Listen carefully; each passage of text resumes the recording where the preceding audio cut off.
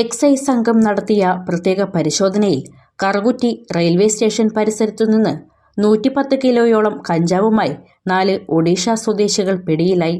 ലക്ഷ്മൺ പത്ര, ബലഭദ്ര, താരേശ്വർ പത്ര, പ്രദീപ് എന്നിവരാണ് അറസ്റ്റിലായത്.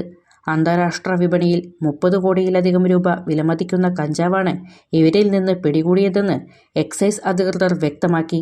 ഞായറാഴ്ച രാവിലെ ഓപ്പറേഷൻ തണ്ടർ പദ്ധതിയുടെ ഭാഗമായി നടത്തിയ മിന്നൽ പരിശോധനയിലാണ് ഇവർ വലയിലായത്.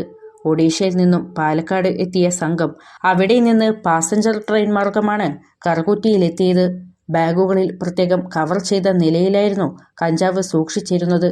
അധികം തിരക്കില്ലാത്ത റെയിൽവേ സ്റ്റേഷനായതിനാലും പോലീസിന്റെയോ എക്സൈസിന്റെയോ പരിശോധനകൾ ഉണ്ടാകില്ലെന്ന് ഉറപ്പുള്ളതിനാലുമാണ് പ്രതികൾ കഞ്ചാവ് എത്തിക്കാൻ കറുകുറ്റി സ്റ്റേഷൻ തിരഞ്ഞെടുത്തത്.